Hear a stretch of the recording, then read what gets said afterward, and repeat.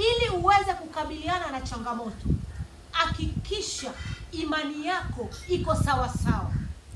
Yaani hakikisha moyoni mwako umemjaza Mungu aliye hai. Umejaza vitu vinavyomhusu Mungu. Vitu vinavyomhusu Mungu ni pamoja na neno la Mungu. Vitu vinavyomhusu Mungu ni pamoja na kuomba. Vitu vinavyomhusisha Mungu ni pamoja na kufunga. Vitu vinavyomhusisha Mungu ni yaani kaa vizuri na imani yako. Hakikisha unaitendea haki imani yako. Hata ukipatwa na changamoto ya aina yoyote, nakwambia hivi, kitu changamoto kinakutana na kwenye moyo huyo mwanamke ni kitu kilichojaa moyoni mwake, ambao ni imani yako. Sisi Wakristo tunaambiwa hivi kwenye Biblia, moyoni mwako lijae neno. Usijaze visasi, usiweke msichana uliyeachwa mwaka juzi na boyfriend ukamweka boyfriend moyoni. Mama wewe uliyeachika na mumeo ukamweka mume moyoni. Sijui mume kazaa nje ya ndoa ukaweka moyoni. Sijui wifi kakufanyaje ukaweka moyoni. Lazima hautafanya vitu kwa ufanisi, kwa sababu mwanamke anayeweza kukabiliana na changamoto, anayejua kusamehe na kupuuza fasta. Kama unaelewa mwanamke kijana unayenisikiliza hapo ulipo, yaani hakikisha changamoto inapokuja usichanganye na vitu vingine vizuri. Kuna watu wanachanganya madesa. Wewe changamoto ni mumeo. Sawa Mumeo labda ni mlevi, anarudi nyumbani usiku. Inahusiana nini na kuacha kupikia watoto wako chakula? Inahusiana nini na kuacha kujilemba na kupaka shadow na lipstick ukapendeza? Inahusiana nini na kuacha kufanya usafi kwenye nyumba yako? Inahusiana nini na kuacha kupanda haya maua nyumbani kwako ukapendeza? Havihusiani. Lakini kuna mtu akipata na changamoto, mume sijui kazini, mume sijui kafanyaje, hapapikwi mama, hapafanyi usafi, hapalaliki. Huo ni ujinga mwanamke kijana. Huo ni ujinga sana. Mimi nataka nikwambie leo kutia ukomavu. Hakikisha changamoto inapokuja ipe jina. Kwamba sasa changamoto ni uchumi, andika mahali uchumi. Ili uweze kujua kwamba okay, ili nipate hela nifanye nini? Okay, nina kitu gani kinachonizunguka? Nimefanya nini kama sijalalamika uchumi? Nimefanya kitu gani? Au nina kitu gani hapa nilipo? Nataka pesa. Sasa pesa sina. Nina nini? Lakini unaanza kulia, unaanza kukaa, unaanza kujichukulia poa, unaanza kuogopa, yaani vitu vingi unafanya mpaka unasababisha changamoto nyingine. Changamoto inapokujia, jua kuna watu nyuma yako wanajifunza.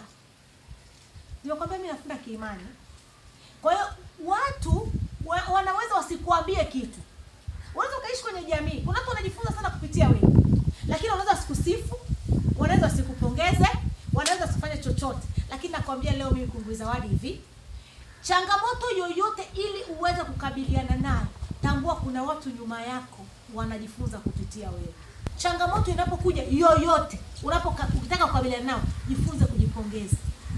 Jifunze kujipongeza. Usisubiri kuambiwa. Jiambie mami. Jiambie una kioo. Kwa mfano mtoto mzuri. Unataka watu wakwambie umependeza ukipita mtaani kwenu. Kuna watu wana tabia, lakini kioo unacho, macho unayo. Si ukae kwenye kioo. Jiambie jamani Zawadi, you are very beautiful. Alafu mimi nikishasema mimi ni very beautiful, wewe ndio usiponiambia I don't care. Kwa jifunze kujipongeza unaposhinda changamoto. Umeshinda changamoto fulani, jipongeze. Umepata changamoto fulani, umetoboa, jipongeza. Pepsi jinunulie. Ni kujipongeza. Si umenielewa? Kuna watu wengine hiyo changamoto ulionayo wameshajiua. Kuna watu wengine hiyo changamoto ulionayo walishapotea kwenye ramani ya dunia.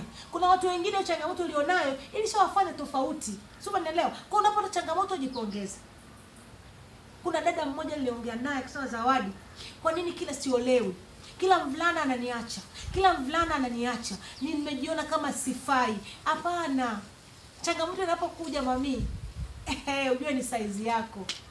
Ni size yako. Usiogope. Alafu inawezekana Mungu anakupima kupitia hiyo changamoto. Mungu anataka kujua au anakutengeneza akuweke mahali fulani. Sasa ni lazima upimwe, upite kwenye moto ili uje kuwa dhahabu. Ukikaa na mwanamke ukimwelezea aseme yes, kweli hapa ninakuelewa. Lakini unaongeaje kitu bila ushuhuda? Unaelewekaje? Kwa usiogope, usijione mdhambi. Kuna mwingine anashindwa kutoka ndani kwa sababu ya changamoto. Anajiona kama amekosea. Hapana. Changamoto ikija shoga yangu, oga, paka mafuta, vaa vizuri, ndio utembee kifua mbele. Changamoto ikija hakikisha una mtu sahihi wa kukushauri. Hapo wanawake wengi sana wanafeli hapa. Jamani, yaani kwa kawaida tu unapokimbia changamoto. Kwa mfano umeolewa ukaachika, sawa? Alafu ukatamani sijui uende labda Morogoro au labda ukimbie uende sijui wapi.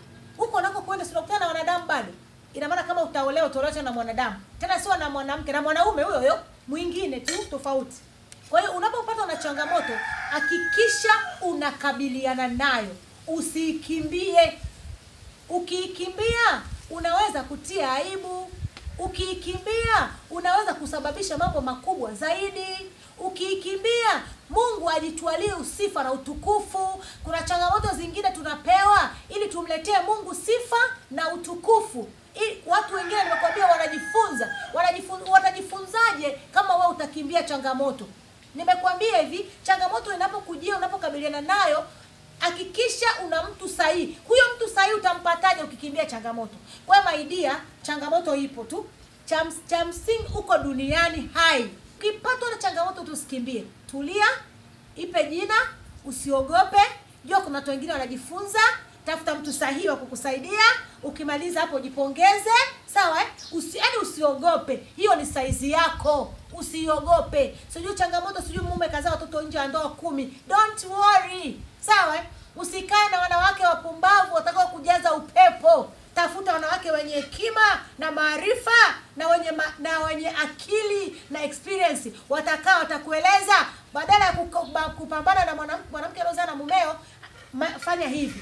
Panda maua, jenga nyumba, somesha watoto. Muda utakaopambana na changamoto ambayo haina maana kwako, ndio utapoteza maarifa na mambo ya msingi kwako. Kwa unapopatwa na changamoto yoyote ile, mwanamke, usiikimbie. Tulia hapo ulipo. Mambo yatakuwa safi sana.